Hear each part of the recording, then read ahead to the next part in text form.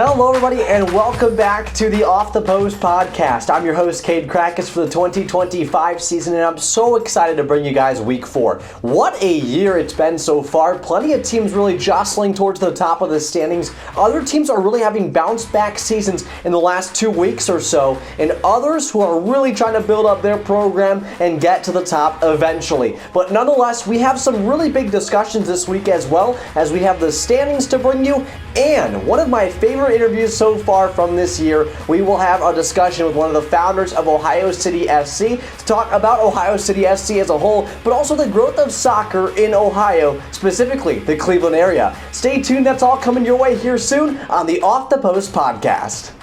We interrupt this episode of the NOSL Off the Post podcast to remind you that the official 2025 sponsor of the NOSL is Alanovus Corp. A big thank you to Alanovus Corp in all that you do. The NOSL and Alanovus Corp, creating impact, building community, and bringing the game to life.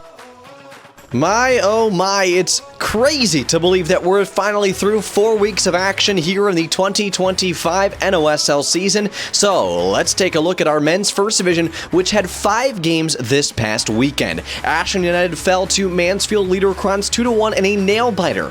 Twinsburg United took down Mahoning Trumbull United 4-2 in a high-scoring affair. And then Worcester beat Susserfuss Belverin 2-1 in yet another nail-biter. Ohio City SC stays atop the first division standings with a 2-0 defeat over Greater Columbus FC. And our last men's first division matchup saw Delaware Rising take home a 3-0 forfeit over Stark County United. Taking a look at the rest of the games that we have in the men's second division, Forest City took down Black Clover 2-1 in a nail-biter. They still remain atop of the men's second division standings. And then Mansfield Liederkranz 2 also found a win just like their first division side, 2-0 over AFC Kent. Then the rest of our men's second division scores, these ones were a bit of a different ones. We don't see any other scores like this week, as Paxos FC took down Akron United FC 3-1, and a big time showing in the score sheet, 8-3, Amish Country United took down Raiders Football Club. Taking a look at the women's division, this is where we had some pretty big blowouts. Really our only area where we had massive blowouts this week. It was Ohio City SC, who stays atop the standings with a 6-0 win over Twinsburg United, and Susserfuss Belverin over Mansfield Liederkranz 4-0. Finally, Delaware Rising 6-1 over Panthers FC. And last but not least, the Northwest Division, some really close results. Valentis Athletica took down AC Elite 3-1, and FC Perrysburg fell to Firelands United 2-0. Both games decided by 2 goals. That is really starting to heat up in the Northwest Division, so certainly stay tuned to that division through the next couple of weeks as we get towards the middle part of the year and standings start to shift. But nonetheless, we'll take a look at our standings here coming soon when we return on the Off the Post podcast. Next up, we'll be talking with one of the founders of Ohio City SC to give us a little bit more in-depth insight into what it's like to start a club, specifically as well what it's like to continue to grow and build even more clubs, and the general community that Ohio soccer can bring to you. Welcome back to the Off the Post podcast. I'm your host, Cade Krakus, and now I'm joined by Noah Toumert, who is a part of Ohio City SC and the ever-growing community of soccer in the Cleveland area. Noah, thanks so much for joining me. Thanks so much for having me, Kate. Excited to talk about Ohio City SC, all things Cleveland soccer and the NOSL. Exactly, and that's kind of what your bread and butter is, soccer. So give a little bit of a background of yourself to the audience who might not know you. Yeah, so I'm the founder and director of Ohio City Soccer Club, which operates 3 teams in the NOSL. I grew up playing soccer in Cleveland, won a few state championships, a few regional competitions, so played at a pretty high level. And when I grew up and came back to Cleveland, realized that there was not so much in the way of adult and youth accessibility for organized soccer, especially in the city of Cleveland. Couldn't help myself and decided I had to fix it. So me and some of my friends and some people that I worked with at the time were like, let's put a club together. And one thing has led to another, where now it's not just about having a few guys run around in a Sunday league. It's more about how do we create larger access to the game. And that's what Ohio City SC has done up here the last 5 years. And for sure, that background's super interesting because it's not every day that some guy and a group of friends just decide, hey, let's just start this out of the blue, Yeah. And so for yourself, do you mind walking through maybe the nitty gritty of that process? Was it just sitting around a campfire and you started talking about it and then it came to fruition, or what was that like? It's a great story. And really what happened was that when I moved back to Cleveland in 2019, I started working at a nonprofit that at the time was called the Refugee Response. Now it's called Resource Cleveland. And I was hired to do marketing, which was my background, but I met dozens and dozens of families of kids who were refugees and immigrants who lived in the city who wanted to play soccer but didn't have access to it. A really good friend of mine, a board member at Ohio City SC, her name's Becky Trout, had started a program called Corner 65. I met her through Twitter, and she had a few dozen kids who wanted to play soccer and wanted to get in the local leagues, but they didn't have any kind of organized structure to it. And I ever crazy, I was like, okay, cool, I'm going to do this in my free time, start coming helping organize that.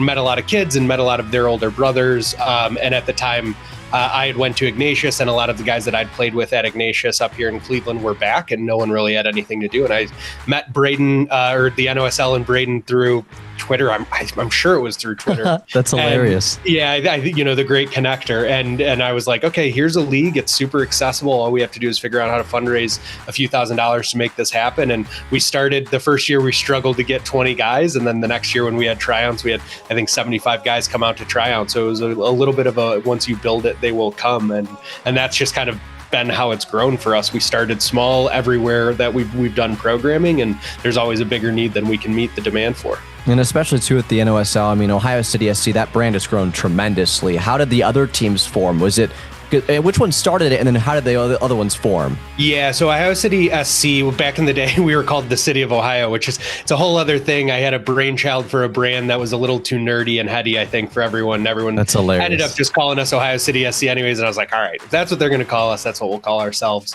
So we started with the men's team, and then after our second year, a player on our team, Matt Nigro, connected me with the woman who ends up becoming the captain, one of our star players and player manager, Sandy Finley. And she was like, yeah, there's enough, women in this area that need a team. So the women's team became our second team, and it's taken on a life of its own. It's incredible group of players and managers.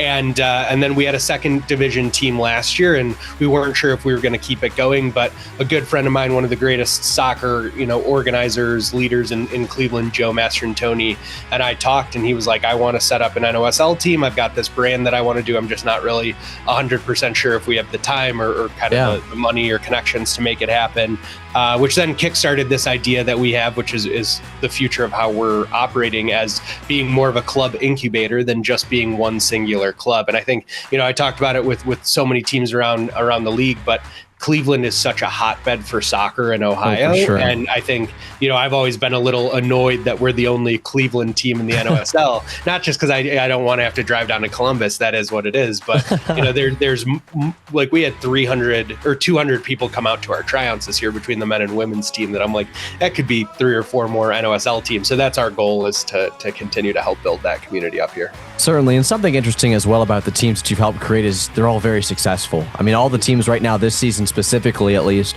have been up top of the table in their respective divisions. And what was that process like of not only creating these things out of pretty much thin air, but also making them successful as well?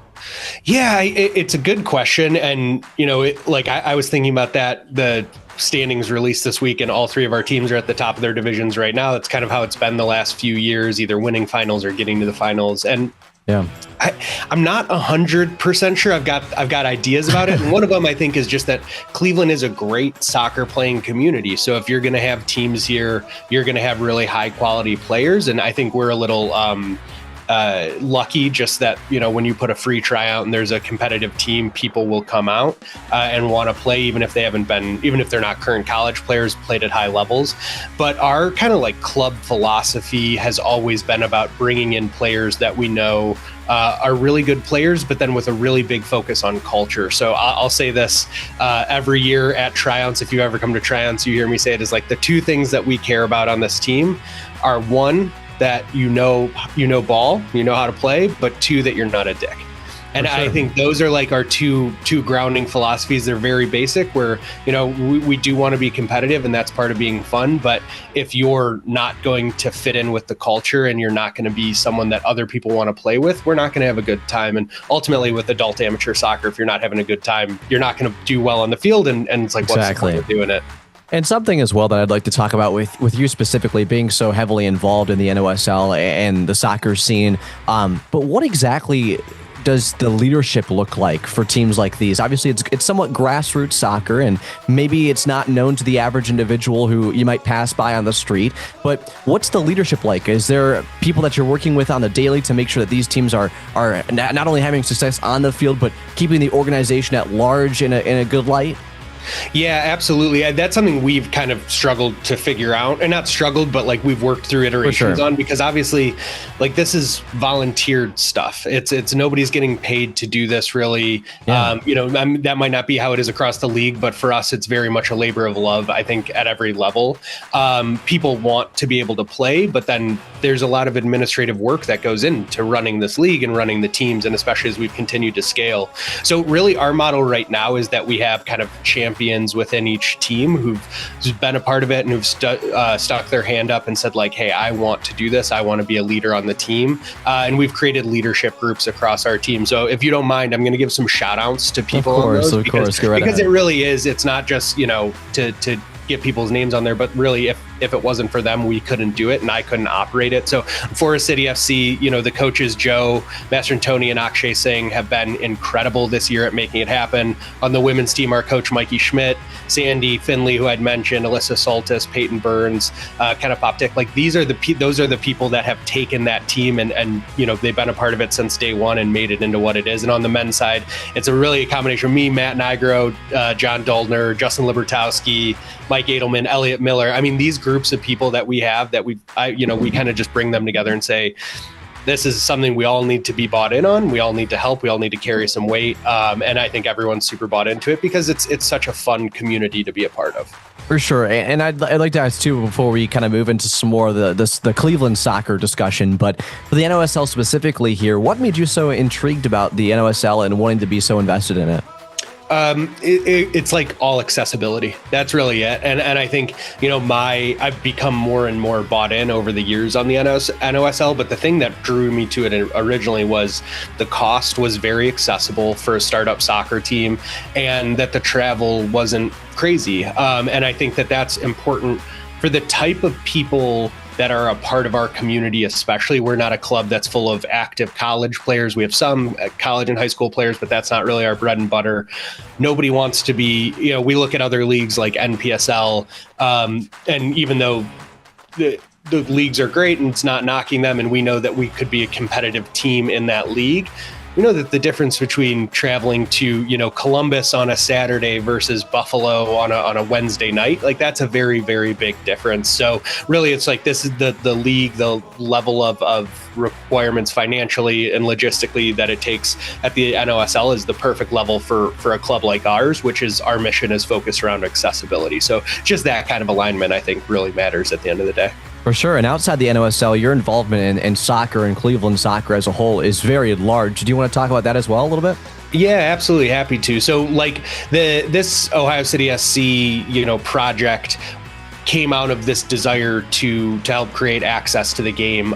We still run youth programming and help facilitate youth programming, but that's kind of just been my personal mission over the last 5 years since I moved back to Cleveland, and just wanting to make sure that everyone in the game who wants to play the game in Cleveland has the ability to. And one of the things that came out of that was getting connected with the Cleveland Professional Soccer Group, the group bringing 2 professional soccer teams to Cleveland, and just We've done mini pitch projects. We've done some fun distribution, and now really I'm starting to work with them full time. And this is kind of my future, is to figure out how to continue to make the game more accessible.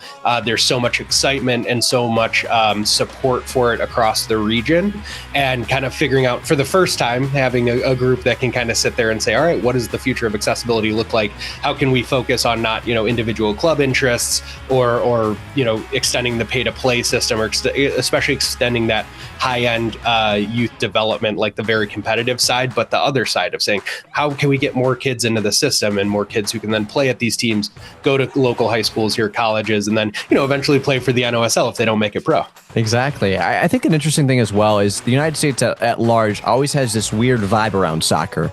It's like there's either people who are very, very invested in it or people who have no interest in talking about it. So for you, how have you tried to bridge that gap over your time as well, while also trying to expand the interest? Yeah, I mean, I think for me, I realized that there's such a high level of interest for the game in the United States that doesn't exist within our current system. For sure. And that's always stuck out to me as the major issue. I mean, I think that it's right, like you're saying, that there are large segments of the population in the United States who just don't care about soccer. And my personal mission has never been, hey, let's figure out a way to convince them. I think you convince them by being good. People will show up when we're good, especially when the U.S. men's national team, if they could be competitive in a World Cup, if they could go to and eventually win the World Cup, which I know is crazy, but that's kind of, the thing in the back of my head always. That's to me a big difference maker. So one of my kind of like philosophical approaches to it is, and it's born out of the experience I've had the last few years here in Cleveland, is that there are so many communities that love soccer, that breathe it, and that play every single day, who have no ability to be scouted, to get into the opportunity to go play for competitive clubs for a million reasons. And I could talk about soccer accessibility issues all day. But to me, it's like, let's start at getting the kids who want to play soccer into the system. Let's give the kids who want to play soccer, and the adults who want to play soccer, the opportunity to play, rather than banging our head against the wall and trying to go, convert basketball courts or convince kids who are playing basketball all year round that they should play soccer. To me, that'll come. Let's figure out a way to make our system accessible. It's the world's game for a reason, that it's so easy to play. And the fact that there are kids who, even in a city like Cleveland with programs like ours and programs like Corner 65, still don't have the ability to play kind of to the extent of their desire or where their skill limit is. Like, that's to me the real travesty of the problems with soccer in the United States. And you covered a lot there, and a lot of stuff that you are doing very well to get the sport of soccer out there and support the youth and continue to grow everything. Do you have a final message to the audience out there, those listening here from the Off the Post podcast? I think my real final message is just that if you're interested in starting soccer programming in your community and you don't know where to start, let me know. Like, that is what we're here to do. And I've talked with the league pretty extensively the last few years about saying, this is who we want to be. To me, it's not a race against who can own the most communities or anything, but about helping communities do it. It's so much easier to run this programming than I think people give credit for, because you see the brand on social media and you're like, oh, how could I create that? I created it with the women a dream, and it's grown into something big, and we are very much here and set up to help facilitate other people who are interested in learning more about it. So it's a great community to be a part of. Everyone just wants to help each other, and I'd love to help anyone else do that across the region, both through Ohio City SC or the Cleveland Soccer Foundation down the line. For sure. Well, no, I greatly appreciate your time here today. This was definitely great for the audience and really educational for even someone like myself. Yeah, appreciate you having me on, Cade. Of course. We interrupt this episode of the NOSL Off the Post podcast to remind you that the official 2025 sponsor of the NOSL is Alanovus Corp. A big thank you to Alanovus Corp in all that you do. The NOSL and Alanovus Corp, creating impact, building community, and bringing the game to life.